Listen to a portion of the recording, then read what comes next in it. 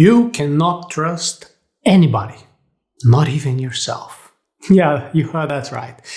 Sounds harsh, doesn't it? But let's demonstrate this with an example. Imagine you are an ardent fan of a sports team. You're absolutely convinced that your team is the best.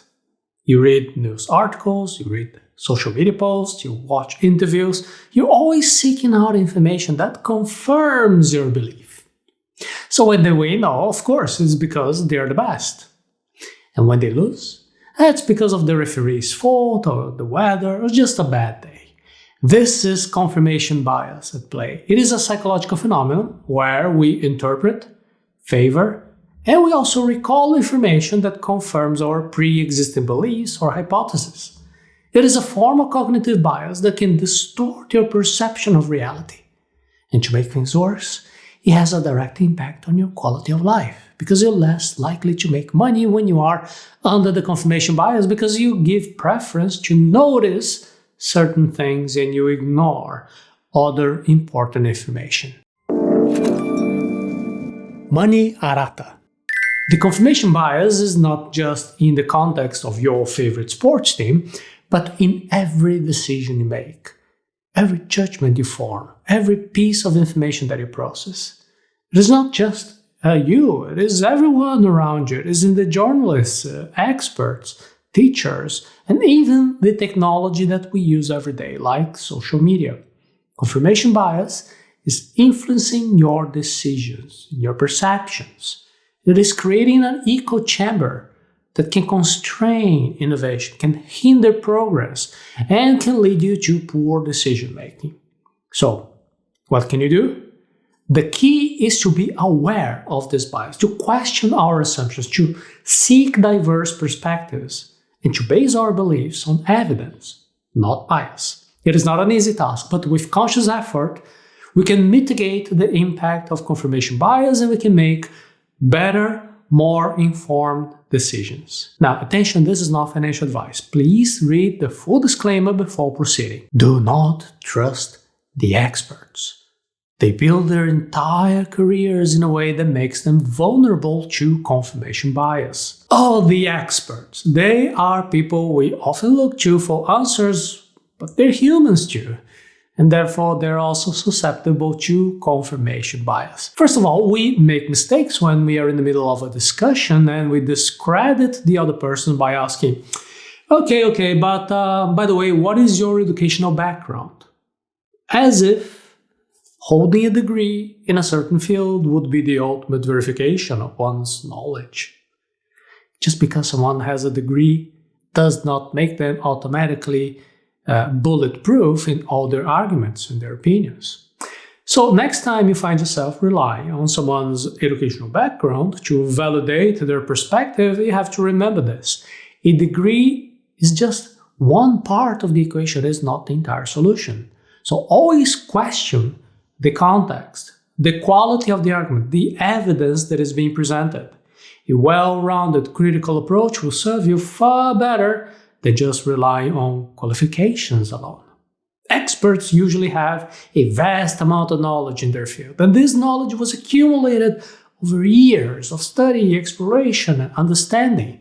They've dedicated themselves to a certain perspective or way of thinking, and naturally they are inclined to favor information that aligns with their model of the world.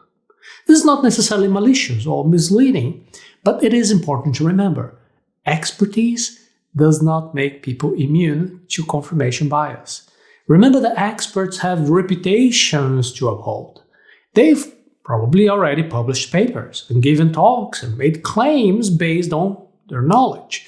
So the pressure to maintain their credibility can sometimes lead them to consciously or unconsciously ignore or downplay information that challenges their past assertions. There may be direct or indirect motivations influencing their perspective. These can include financial interests, political pressures, or personal beliefs. For example, imagine a scientist who receives funding from a big company. They might be more inclined to produce research that favors the interests of that company, Makes sense, right? In addition, experts often gain recognition because of their passion and their enthusiasm for that particular field. So this deep emotional connection can sometimes create a strong bias towards confirming their theories and ideas. It is not that they're intentionally being biased here, but their passion may make them less interested, less open to contradicting evidence. We are all passionate about something, and this makes us vulnerable to confirmation bias. For example, in my case, I am passionate about personal and professional development. Yeah, that's right. So when I work hard, when I work smart, well, I will receive a financial reward. And that financial reward has to be protected by the right to property. However, my right to property is violated when the central bank has the power to cause dilution of my purchasing power. The technical name for this is seigniorage. We already explained it in episode number 37 of the Money Arata series. So, since I do not like to be controlled by powerful entities who can profit with seigniorage, this means I don't like money from governments. But I also do not like money from cryptocurrencies, because these can all be inflated at the will of the people who are in power. They're a centralized source of power. That's why I like Bitcoin, because it is decentralized. It is immune from seigniorage. However, if you do not care about seigniorage, and if you're the type of person who likes to trust people who hold positions of power, if you trust that they will never do something like that, they will not dilute your property, well, then maybe you don't care about Bitcoin. Maybe you even get annoyed when I mention Bitcoin in our Money Arata series. But since I believe this is a very important topic with direct relevance to our lives, I invite you now to watch a little bit more in arata.se/diamond hands. So keep this in mind. You have your own preferences, you have your values, the ways you see the world that make you pay more attention to certain things and less attention to others. This is normal. This is all going to be inducing you to confirmation bias. You cannot trust the media. It is a business, and it needs to make profit. Just as if we're experts, we often turn to the media for information, for insights. But remember, the media as well is not immune to confirmation bias. Journalists, like experts, are human. They have their own set of beliefs and biases. Even with the best intentions, these can subtly influence which stories they prefer to cover, how to present information, which sources they choose to quote. But what is most important is that the media industry is primarily a business. And like any business, it is driven by profit. News that get attention, that confirms people's existing beliefs, well, that's something that is more likely to get clicks, shares, comments. There's a strong incentive to create clickbait content. It can incentivize media outlets to produce content that confirms popular biases rather than challenging them. Also, the media is often subject to political influence, corporate influence. Media owners may have some political affiliations or corporate interests that will all influence the overall narrative of that media.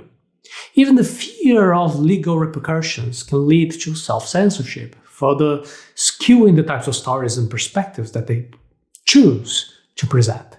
Media often tells a story. They use storytelling to convey information. It makes the news more interesting, more engaging, easier to understand. But in shaping these narratives, complex issues will be oversimplified, crucial details will be omitted, certain points of view can be favored over others. You can also not trust social media.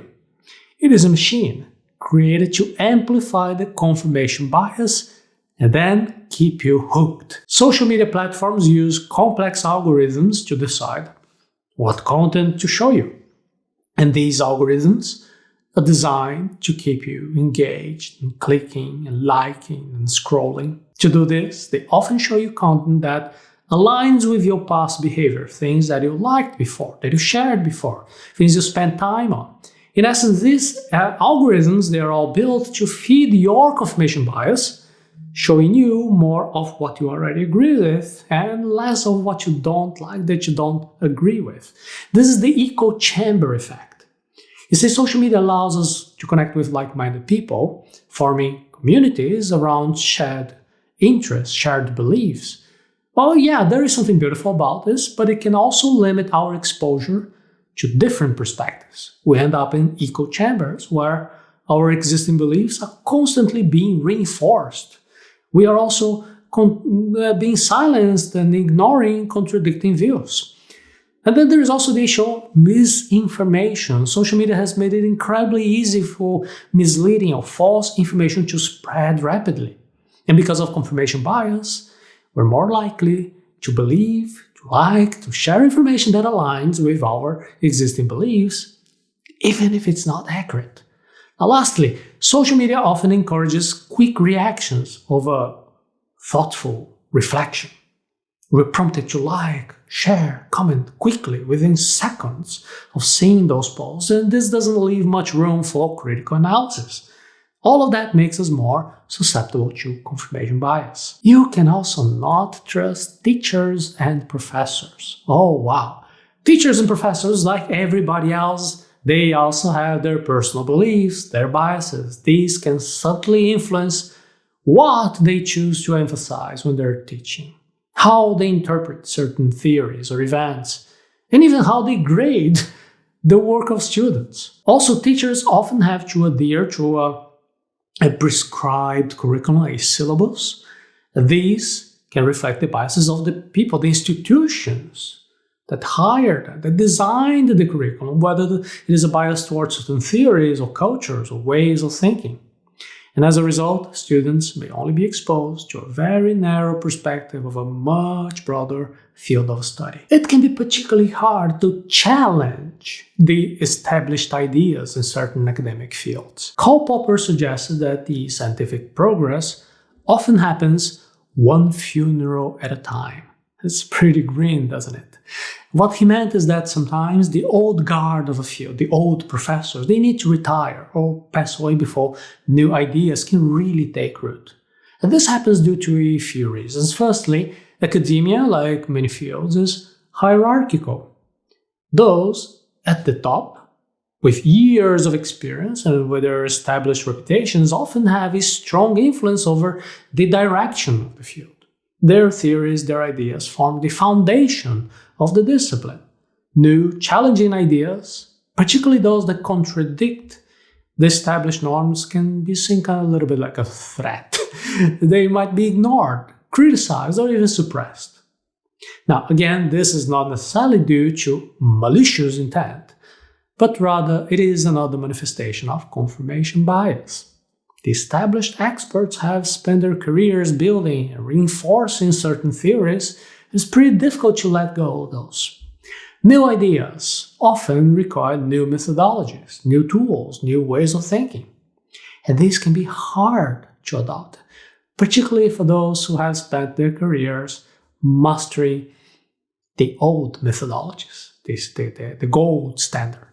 However, as the old generation of scientists retires or passes on, well, then the new generation, which might be more open to these novel ideas, can appear and get more attention, and slowly this scientific paradigm can shift.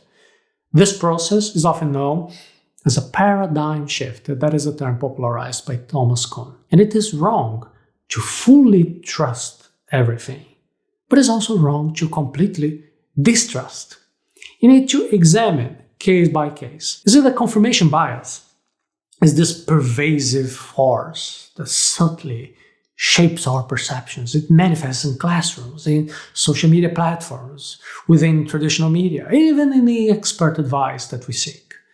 It doesn't imply that these sources are inherently untrustworthy, but rather they are signaling the need for our conscious or critical engagement with all types of information we consume. Let's see how this has also an impact on your money, your wealth. When we discuss financial decisions, the impact of confirmation bias becomes even more clear, more pronounced. It can lead us to make irrational choices that are fueled on our pre-existing beliefs. Just consider a situation. You're over there analyzing your trading chart. You may, without knowing, be more inclined to interpret the data in a way that confirms your preconceived notion. Maybe you think it will be a profitable venture, it will be a losing trade. To counteract that, you need a robust risk management system that uses mathematical calculations to define when you have to set a stop loss and when you have to realize your profits. At Diamond Hands, we teach this approach. By using a mathematical system with predefined buy and sell orders, we can make decisions that are based on rational strategy rather than emotional bias. As another example, let's revise the case of education. Teachers and professors play a very important role here. However, they are also susceptible to biases. As learners, we must bear the responsibility to engage actively, challenge assumptions, and seek diverse sources. In a similar way, social media can easily transform into an echo chamber that will reinforce our biases. Therefore, it is essential to interact with social media in a conscious way. You have to question the algorithms, you have to actively seek out diverse perspectives, and do fact-check for information before you share it. The media is another crucial player. It has this content that is produced by other human beings, human processes. It is shaped by a host of different types of influences, so it is critical to consume information from the media in a critical way, exploring different types of sources, question the narratives, finding different sides of the story. And finally, experts. Despite their invaluable insights, they're as human as all the rest of us, they can also fall prey to the confirmation bias. So you have to treat opinions of experts as guides, not the absolute truth. You have to consider the context, the motivations, the potential biases. Cultivate your curiosity, ask questions, and remember, it is not only okay, but it is often beneficial to be seeking different types of opinions. Confirmation bias is ubiquitous, but you're not powerless. You have to question everything. Seek diversity in information and perspectives. You have to trust evidence over bias. It takes conscious effort, but with time, we can navigate our world with clearer, more informed lens. In the case of money, I highly recommend that you add a risk management solution that is objective and is based on numbers for your profit, and you can find exactly that in the link arata.se/diamondhands.